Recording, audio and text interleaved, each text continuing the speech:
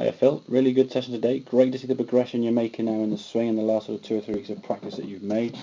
As we discussed in the first lesson about getting a better routine and setup, you can see now you're a much better distance from the golf ball.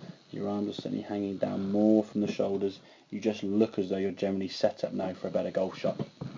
And because of that now, as you swing this golf club, everything can work more in sync. The arms can go back with the turning of the body. We can make a nice shoulder turn, sort of maintain our posture there.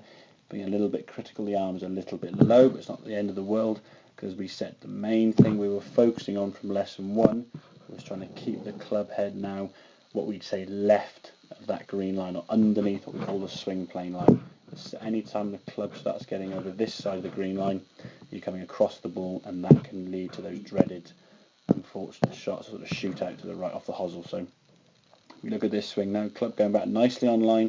Top of the backswing good, the lower half now is going to work and unwind better because the hips clearing now, bringing the golf club back down, and the club now we can see travelling into the golf ball on a much better path. The club now is coming slightly now more from the inside to square and then around to the left on that natural arc that we said the golf swing would normally make. The golf swing ultimately is a circle.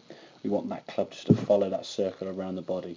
It's when you were trying to manipulate the golf club, you started swinging over the top.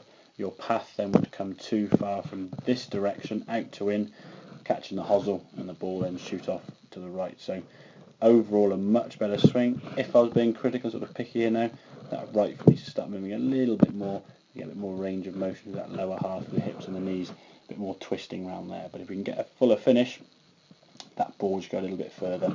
Overall, as I said, great progression from lesson 1, really looking good now in terms of that path and the angle you're swinging on that golf club. We'll get on the golf course next week and we can look at how you play on the golf course. All this good practice into playing. Hope that makes sense. Any questions, give me a shout and I'll see you next week. Cheers, Phil.